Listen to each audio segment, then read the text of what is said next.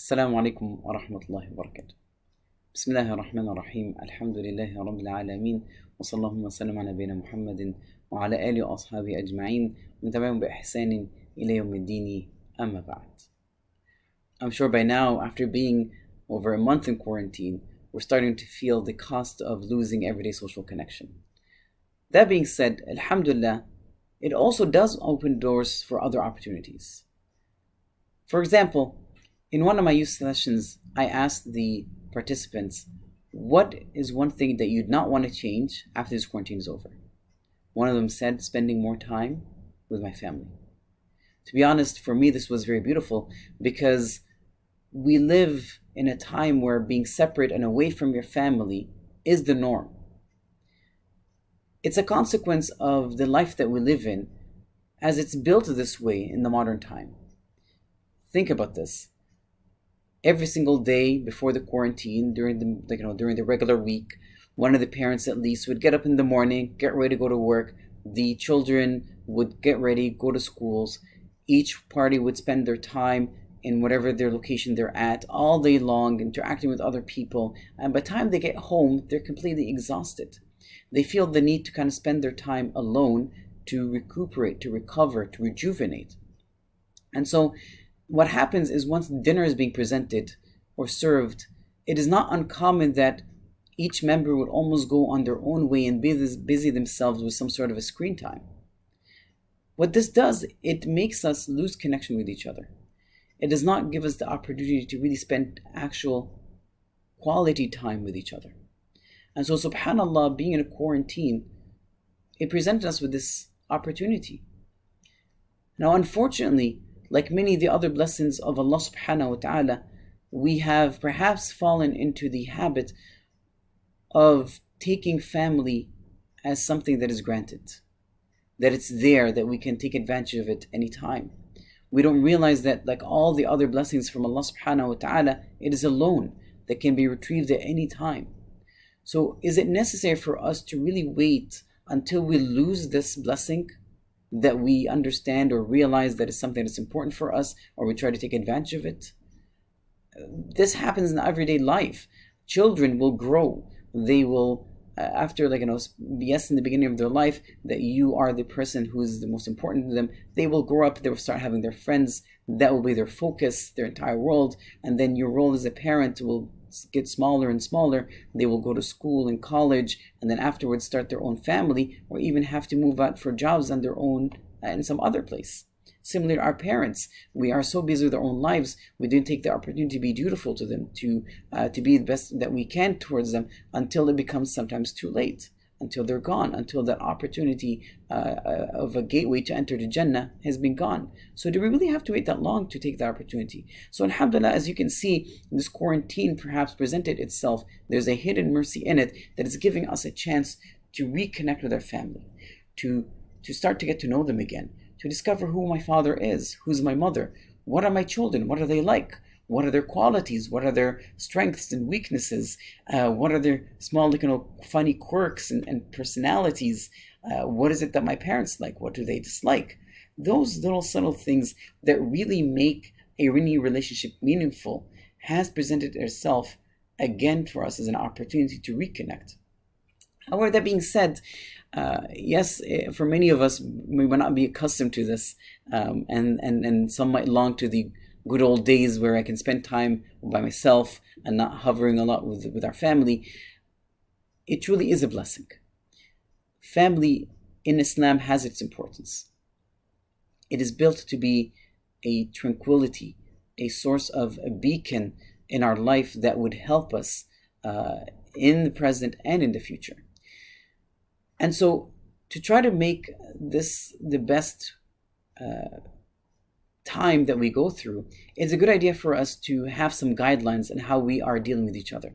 And the best person to take these guidelines from is the Prophet ﷺ, to look back at his life, how he was as a husband, how he was as a father, how he was as a grandfather. But generally speaking, it is the Prophet ﷺ who best presented and practiced the best of manners and etiquettes to his family.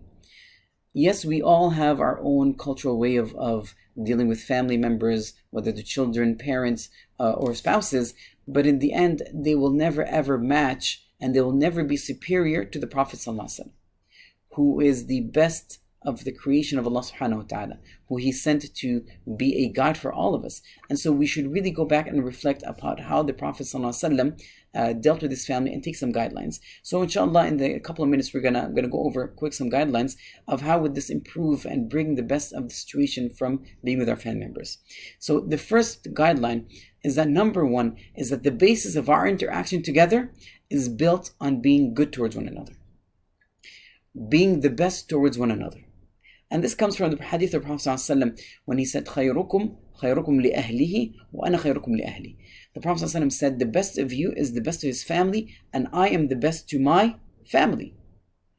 This is what it is. If you want to look at a person, really, if they're good or not, if they're best individuals or not, look at how they treat their family members, how they treat their spouses, how they treat their children, how they treat their siblings, how they treat their parents. This really shows the quality of an individual. And so the Prophet ﷺ, when he's calling this, he's actually pointing out to it's actually a form of also an act of worship. Because also the best of you is referring to the best of you in the eyesight of Allah subhanahu wa ta'ala. The reality of who truly is the best of us. And they should be dutiful to the best to their family members. And the Prophet ﷺ practiced this beautifully in his household.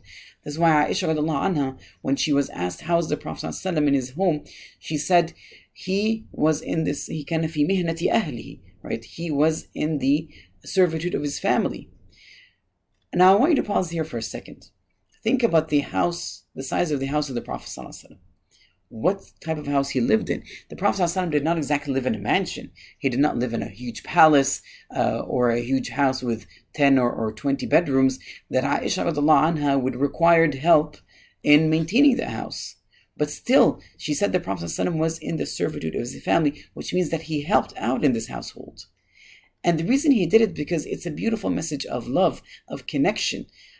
If we deal with it this way, that it's an act of worship, that it's a way that we are connecting and expressing our affection and emotion toward our family members, household chores will have a completely different meaning. It will become a bonding session, perhaps. It will become a way of showing that we appreciate each other. It's a time that we can spend with each other. And the Prophet ﷺ did this. And so we should use him as a role model and to maybe perhaps in that time we're spending with each other at home to start helping each other, doing something with one another. Get to know the habits of one another in their work ethics of how they do certain things. So that's one quick guideline.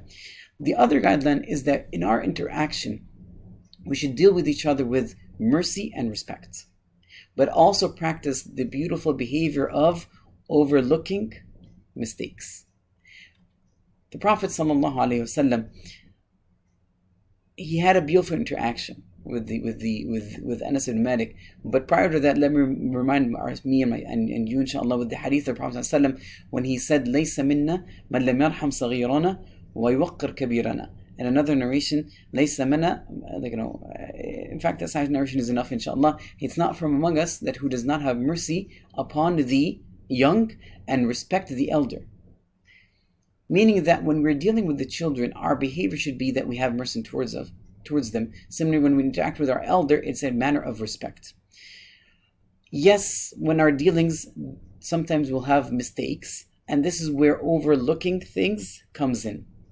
So I'm going to show you that relationship with respect and mercy of how Prophet ﷺ dealt with Anas ibn Malik. So Anas ibn Malik, radiallahu anhu, if you don't know him, when the Prophet ﷺ came to Medina, his mother proposed that she would give Anas to the Prophet ﷺ. He was 10 years old, so that he would serve the Prophet ﷺ. And so Anas ibn Malik lived with the Prophet ﷺ and he served him. And so as a young child, the Prophet ﷺ had ordered Anas ibn Malik, rahimahullah, to go do something. And Anas' response was, "Wallahi, I'm not going to do it." And then Anas said, "Internally, I had intended to do it because the Prophet ﷺ ordered me." Now you can imagine this. You're ordering your child to do something. He says, "Wallahi, I'm not going to do it." And then Anas left the house to go do what the Prophet ﷺ ordered him to do. But as he was walking he passed by a group of children who they were playing, and so he got distracted. He either played with them or just started watching them and completely forgot that the Prophet ﷺ had sent him to do something. Sure enough, all of a sudden, Anas ibn Malik says, I felt somebody grabbing my neck, and I look up, and it's the Prophet ﷺ grabbing me, and the Prophet ﷺ was laughing, and he's telling me, Ya Anas, go do what I ordered you to do. Now, I want you to put yourself in the position of the Prophet ﷺ, and that Anas was your child. How would you react? Here, the Prophet ﷺ expressed mercy. He overlooked this mistake. He understood that Anas was a child that got distracted, that he might not have meant any sort of ill intention, even though in the first statement it might seem obvious, right? That might outwardly seem that this is what he intended, because he said, well, I'm not going to do it. But the Prophet ﷺ thought well of Anas. And so similarly, when we treat our children, the young ones, or our young siblings, we should treat them with that mercy.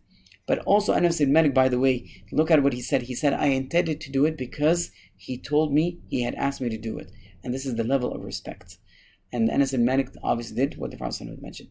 Now, quickly for the last, because we're running out of time, the last thing is that when we're talking or we're dealing with family members, when we deal with them and they start doing things that will get underneath our skin, start to irritate us, to remember that when we deal with our family members, it's a package.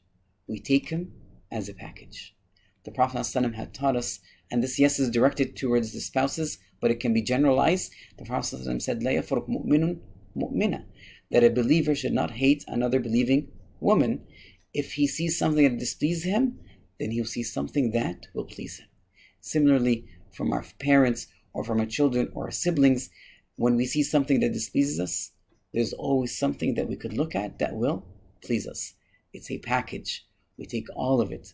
And if we use these three quick guidelines, obviously there's a lot more, but we only have time for these three. But if these are simple 3 ones, we treat them in the best way possible. We have mercy to the young and respect the elder. We overlook mistakes, but also we take them as a package. They're our relatives, our siblings, our children, our fathers, our spouses. They're a gift from Allah subhanahu wa ta'ala. Inshallah, by doing so, this will allow us to rekindle the affection or having this blessing of family members, to allow us to enjoy it while it lasts. جزاكم الله خير. سبحانك اللهم وبحمدك أشهد أن لا إله إلا أنت أستغفرك وأتوب إليك.